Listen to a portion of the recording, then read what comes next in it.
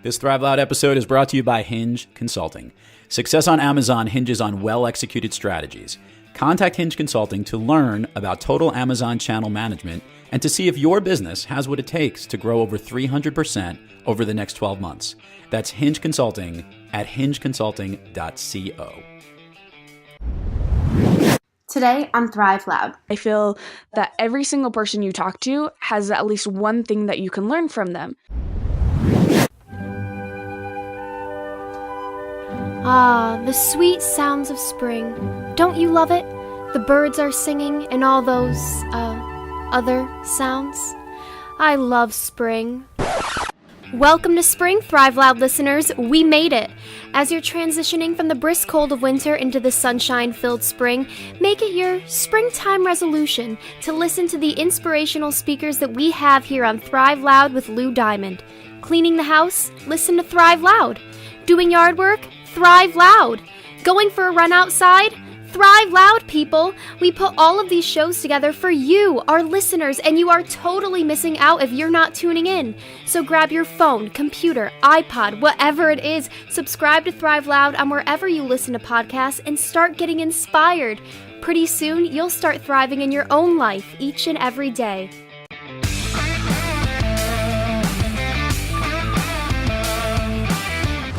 It's time to take an inside look at those that are taking their lives, their businesses, and their passions to the next level. Get ready to Thrive Loud with Lou Diamond. Welcome, everyone, to another episode of Thrive Loud with Lou Diamond, connecting you to the most inspiring and amazing people that are thriving each and every day.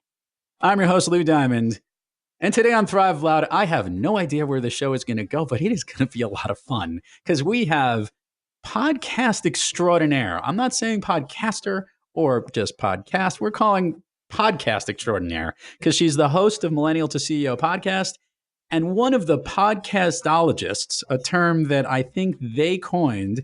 Those are the folks that work over on the Nice Guys on Business and have commandeered that show more times than we probably, actually less times than we'd want to, because we want them to do it all the time. We have the Dani Taylor on Thrive Loud today. Hi, Dani. How are you? Great. How are you? So this is so cool because let's give a little background here.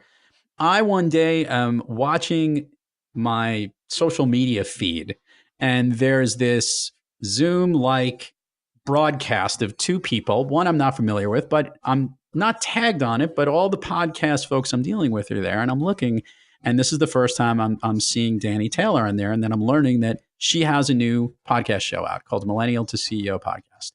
And I started then listening to one of the Nice Guys on Business episodes because I might listen every now and then. In fact, one could argue I'm probably listening too often, but that's not important right now.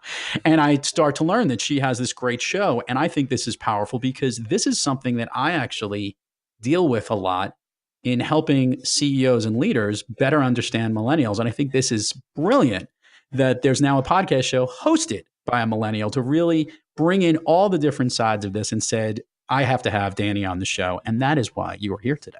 So with that little bit of background, I want the Thrive Out listeners to learn a little bit about you so you can give a little bit of a background of your life, career, and everything and how this whole thing came to be. That sound good?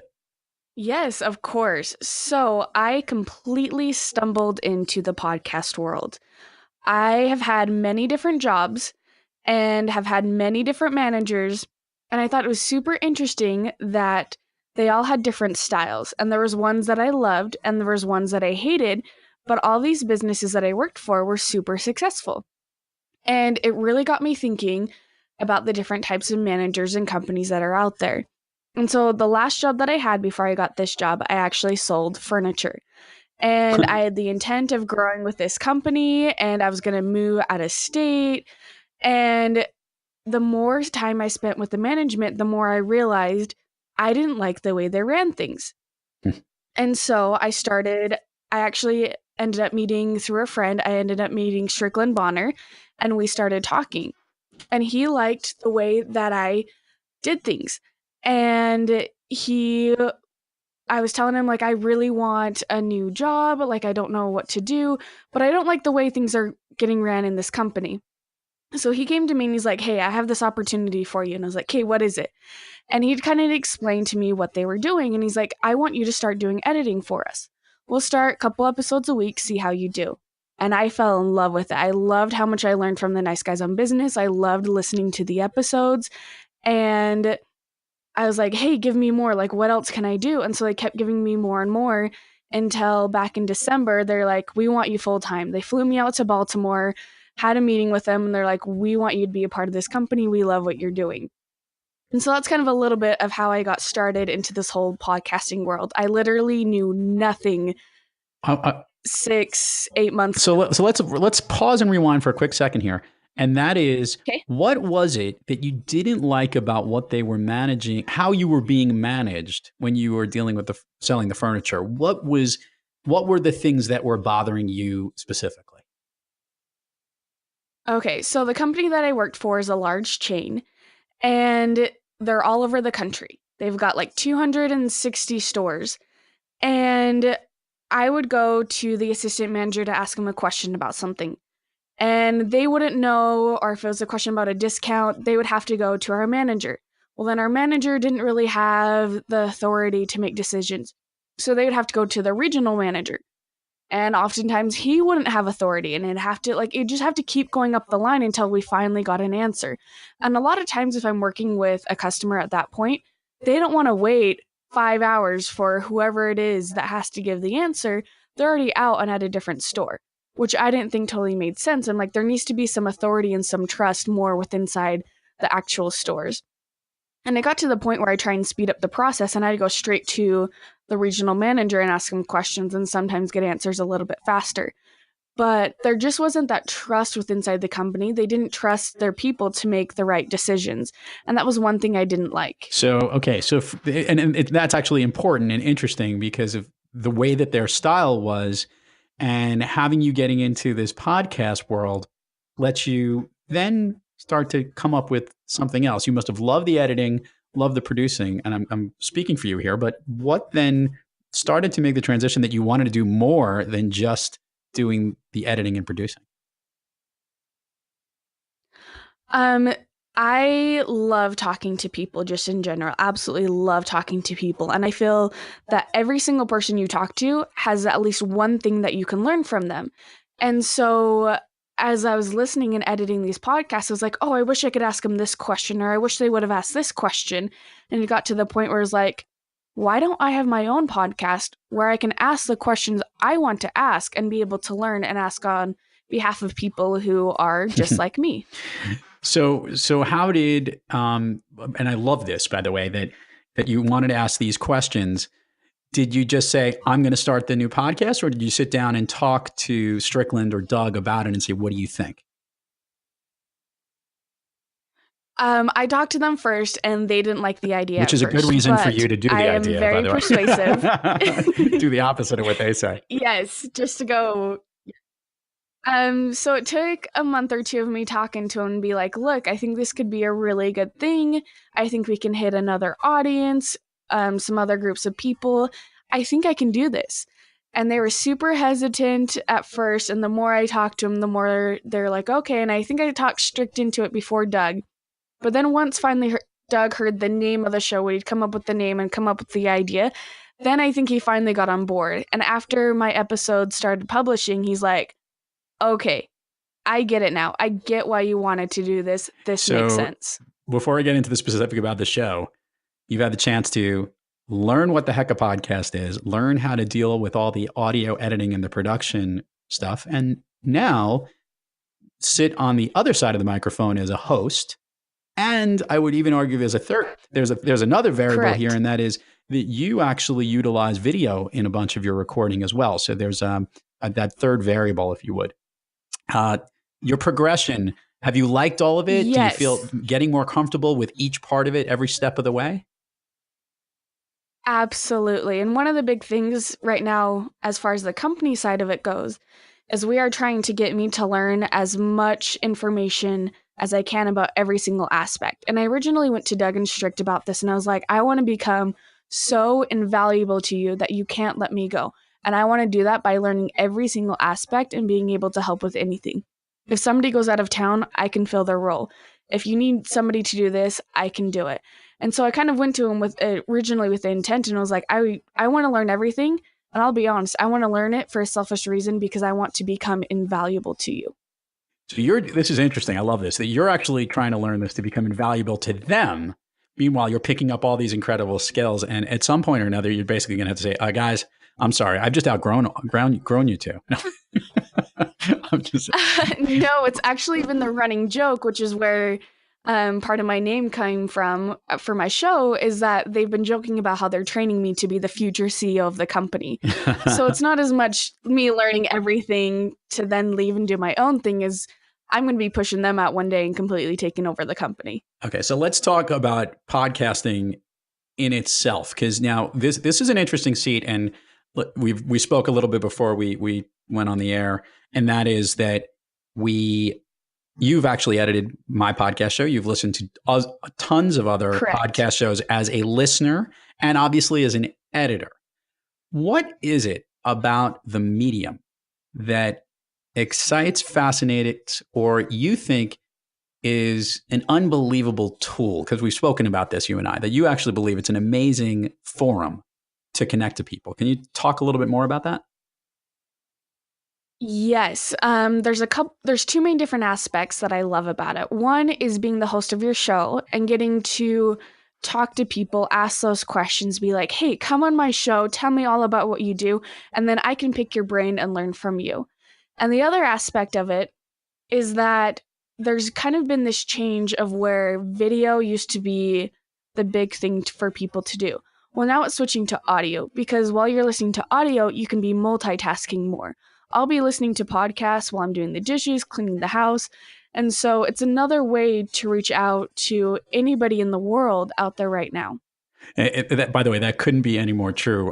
Right before we got on to record, there's a guy has an amazing company based in Norway who called me because he was listening to an episode and he wanted to reach out to me because I told him, when you're ready to come on the air, let's do it. And that's exactly what he did. And I thought about the interactiveness of it is that he got the information from a social media link, listened to it, then called me old school wise on my phone.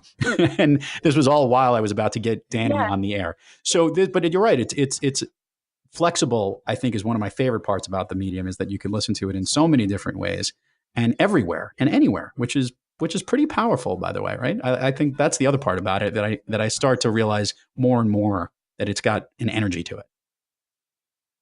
Yes, absolutely. And another thing that's so awesome is how personable it is and how you can find it on different topics. I love talking to people who listen to podcasts and finding out what they listen to. What kind of stuff do you like to hear? And when do you listen to it? I know people who listen to it while they're working or on their commute or doing housework chores. And I think it's just fascinating where people listen to them and what they like to listen to. It's true. And I can't tell you how much I enjoy doing both. I wanted you as a guest on the show, by the way, because you're obviously now in that's the next evolution, right? You've been behind the scenes, you now host a show, and now the best part is to be a guest on a show, because now you get to actually sit back and, balance both sides of it. And I will tell you, every now and then, I love being a guest on a show because it helps me remember, oh, wait, I'd love to, see how this show works or what I need to share on my own message. So hopefully you're enjoying this experience here as being the one being asked. Absolutely. All right. Yes, I do. So the fun part about the show that you came from, and the nice guys on Business do a very fun show with that. And you have had the pleasure of taking over that show with your other colleagues, your other podcastologists. Yes. It can be very silly in that sense. And yet the show that you're doing now, I don't know if it's necessarily as serious. I think it's definitely more focused and not as goofy as our colleagues do. It's certainly it's not about fuckery. It's about a clear business and goal about millennial to CEO. So, do you like the balance of both, or you're starting to recognize that maybe that's more you and how you're going to make that show more authentic? I think I like both, but I think there's definitely a time and a place. And so I love being on the Feckery shows on Nice Guys on Business. And I've been on a few with Strick and Doug, the three of us, and I absolutely love it and being able to give my input. But I also love the business side of it and actually learning and creating those tools that if I'm going to start a business on my own, I have all that stuff in place and being able to help other people to do that. So I think it's, like I said, there's a time and a place for both. Okay, so of the guests that you've had on Millennial to CEO, what to you has been kind of the, I guess, maybe the most surprising information that you learned on there? And maybe what's also the most valuable information you learned in your conversations as a host with some of the guests that you've had? That's a very good question. There's a gentleman that I had on the show that his whole world is about teaching people how to listen. And that was super interesting to me because we often hear of how to speak, how to talk, how to run a business, but we don't hear how to listen when you're in that business, how to listen when you're talking to somebody. And he gave some very valuable tips to me that I'm like, I can use that in my day-to-day life in so many aspects. And so that was kind of one of the coolest things. Another one that was super cool is I have, and this episode hasn't aired yet either. I've done a bunch of recordings that haven't aired yet, so some of these are still to come. But I actually interviewed the co-founders of Barefoot Wine, and they were some of my favorite people to talk to. Amazing. Yeah, they're super, super awesome. And they have just so much information and they're so down to earth. I mean, they created the #1 wine brand in the world, and being able to talk to them and how they took it seriously from their laundry room into this giant business and the way that they ran things was so cool. And one little piece of that I'll tell you that I was actually talking to Strict and how we should do this in our company. But once a year, they would take and they'd write down every piece of the company that needed to be done, every little job. And they'd write on index cards and they'd put it all out on a table and they'd get all their employees there and they'd have them pick up the index cards of what they wanted to do and what they were good at. And so the people that had been there the longest knew what they wanted to, knew what they were good at, and pick up those cards. The people that were new would want to prove themselves and they'd pick up the extra pieces. And it worked really well for them. Instead of having jobs and roles and finding people to fill those roles, they already had the people and creating the jobs for them. And so I thought that was super interesting and being able to play to people's strengths. And so that was one thing that I thought was super surprising and a different way of creating jobs in your company. That's great. And by the way, this is Michael Houlihan and Bonnie Harvey. I know them. As there's another show that we host called Greenbacks, which we'll plug at another time, and their focus on barefoot wines and the using organic products for their wines as opposed to any chemicals or other things that are there is really cool too. So that's an amazing experience. But also for you, what an opportunity at a very young age, as I might want to throw that in there, for you to have exposure to such incredible thought leaders and people out there, which makes not only you see the ability to learn, but is connecting you to so many of them. That's got to be awesome. Yeah, it's absolutely awesome because if it wasn't for this podcast, there's no way I could have sat down and had a conversation with them the way that I did and be able to learn from them and to pick their brains. And so that goes kind of back to the aspect of why I wanted to start this podcast, but also being able to ask those questions and getting the interview out there to the world so that people who are starting businesses and people who are millennials can learn, and people who are even CEOs can learn from these people who have created an absolutely amazingly successful business. I love it. I love it. I love the passion behind it too, which is great. Okay, so now the typical standard questions here, but you're not typical, so we're going to add little variables to them. Dani, when you have trouble thriving, who do you turn to personally to get back on the thriving track? In other words, who's your personal sensei, if you would? Probably actually Strickland Bonner. We have gained a very good relationship. I know. There's a lot of fuckery that happens, but there's also some really good things that have happened. And he's great at personal advice, business advice. Like, he knows my world probably better than anybody else right now. He knows the amount of hours that I put into work. And so he's probably the one that I go to the most. Oh, that's great. And by the way, there's no chance in the world that he's not going to actually request to edit this specific episode. And this whole little piece that we did right here, is going to be moved to the front of it. He's going to be like, no, Lou, I got to do that one because I want to make sure I do. Yes. That's great stuff. So tell me, what's your dream, if you would? I use this expression a lot. I do this with a lot of the people I speak with and a lot of folks I coach and consult, Dani. I call it a BHAG, your big, hairy, audacious goal. Where do you want Millennial to CEO podcast to go? I would love to get to the point where it's 5 days a week and I can just keep talking to all of these amazing people that are starting businesses, that are millennials working in businesses, and just keep getting that information out there and learning from them. Every day I want to be learning things that are new about the business world. Yeah, that's great. And I think you're well on your way. All right, so let's do the administrative stuff here, which is share with all the Thrive Lab listeners all of the places that we can learn about Dani, learn about the upcoming, your show, and other places you'd like to share just so they can find it. And we'll make sure we put all of this in the show notes. Yeah. So if you look on any platform for podcasts, if you search Millennial to CEO, you'll be able to find my show. Actually, right now on Overcast, it's ranked number 11. I'm like 4 people behind you, so watch out. I'm coming for your show.